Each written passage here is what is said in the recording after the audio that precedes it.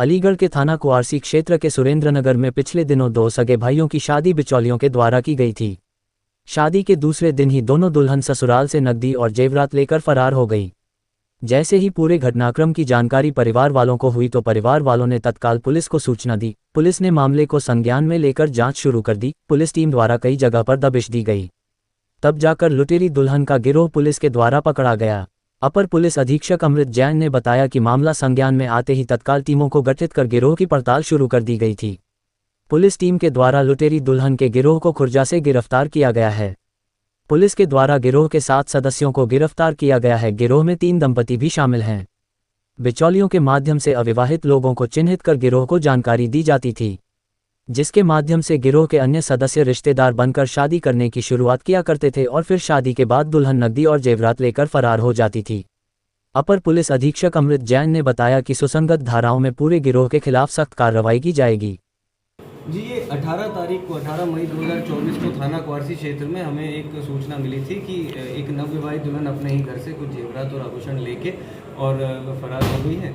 तो तुरंत ही एसएचओ कुआरसी ने कार्रवाई करते हुए उस पर एफआईआर दर्ज की और हमने एक स्पेशल टीम गठित की थी, जिसके तहत हमने 2 लोग तो अगले ही दिन गिरफ्तार कर जेल भेजे थे। और कल इस कार्रवाई में हमें बड़ी सफलता मिली, जिसमें कि 7 लोगों का एक गैंग जो कि अंतर्राज्यीय अंतरजनपदीय तौर पर सक्रिय था और वो इसी तरह के जो अविवाहित पुरुष होते थे उनको चिन्हित करते थे, उन्हें निशाना बनाते थे और उनसे विधिवत विवाह संपन्न करवाते थे। रिश्तेदारों कभी रिश्तेदार बनते थे, कभी बिचौलिया बनते थे और जहां नकदी और जहां आभूषण, जहां जेवरात जो मिल जाए वो सब लेके और फरार हो जाते थे।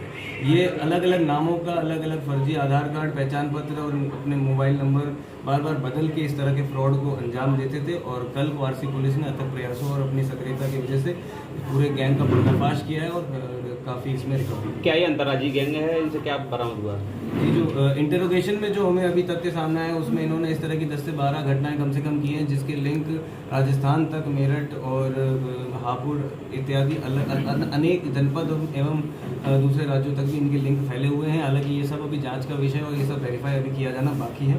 और रिकवरी की अगर बात की जाए तो इनसे कई अदद पीली धातु की तरह दिखने वाले गले की चेन, अंगूठियाँ, बिछियाँ, झुमकियाँ और शादी में प्रयुक्त होने वाला मंगलसूत्र इत्यादि एवं नकद और कई अदद मोबाइल और फर्जी पहचान पत्र बरामद हुए। आरोप यह है कि 80-80 हज़ार रुपये लेके इनकी शादी की गई थी, बात सही है?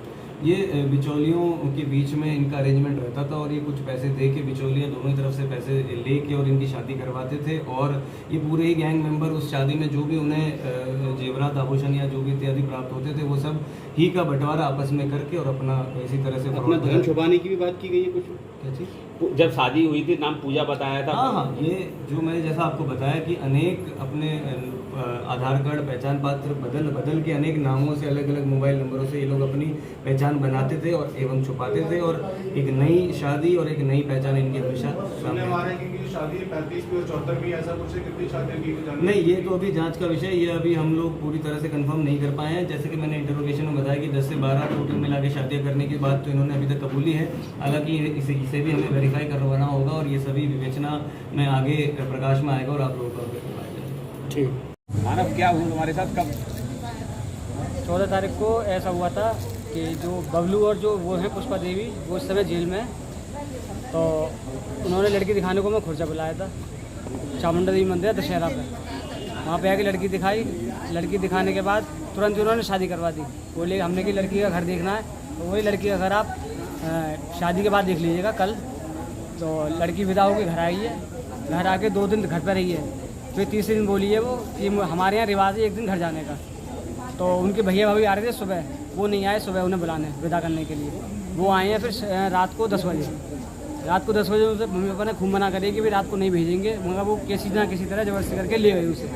अगले दिन सुबह जब उनसे कही है कि मतलब हाँ फ़ोन किया है, तो उन्होंने कि हमारे भैया आ रहे हैं प्रदीप जो अंदर हैं। प्रदीप ने यूँ कही है कि मैं आ रहा हूँ, मेरे संग आप वाली वहाँ खुर्जा आ जाना और विदा करा के ले जाना नेहा को। उसके बाद आधे घंटे उनका मोबाइल बंद, सबके मोबाइल बंद, इनकी भाभी का, भैया का, एक और भाई है उसका, सबके मोबाइल बंद। फिर पता चला है कि इसकी शादी हुई थी 16 तारीख को। ये कौन है तुम्हारी साथी? ये हमारी गली के पीछे रहते हैं बिल्कुल। अच्छा। इसकी शादी हुई है 16 तारीख को। 16 तारीख को ये मार्केट ले गया अपनी पत्नी को, वहाँ से वो रास्ते में भाग गई है चल पे। फिर जब हमने ढूंढा उन दोनों को, सबके मोबाइल स्विच ऑफ, क्योंकि सब एक ही थे, बिचौलिए वगैरह और भाई बहन भी सब एक ही थे।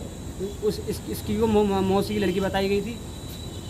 ये मतलब मेरी वाइफ की, जो इसकी वाइफ थी वो मौसी की लड़की है।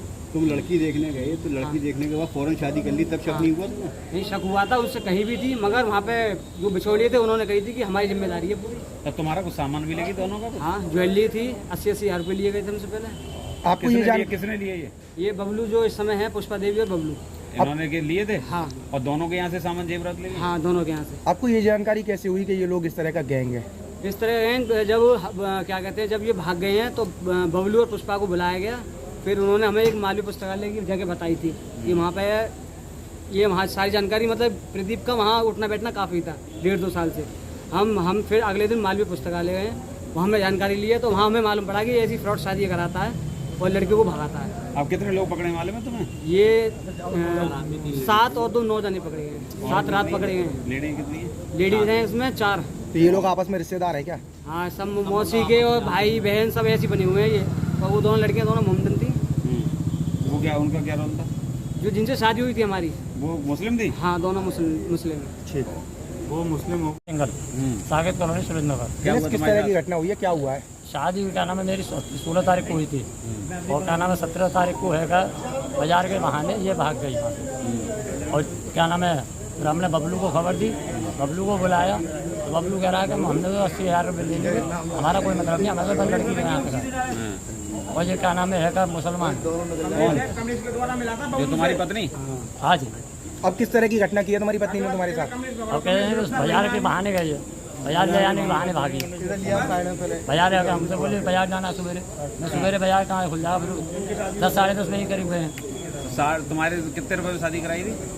बबलू नाम है। कितने पैसे लिए थे? 80,000 रुपये। और बहू क्या क्या सामान ले गई? ये क्या नाम है, कोई 3-4 लाख रुपए का सामान। ज्वेलरी ले गई थी? हाँ, जॉल लिया और 7,000 रुपये नकद के। जब शादी कराई थी उसका नाम क्या बताया था? बबलू है। जिससे शादी कराई थी? पूजा। बाद में क्या निकला? बाद का नाम अभी मुझे नहीं पता। कौन है वो फिर? मुस्लिम है सर। लड़की? हाँ जी। अब क्या चाहते हो?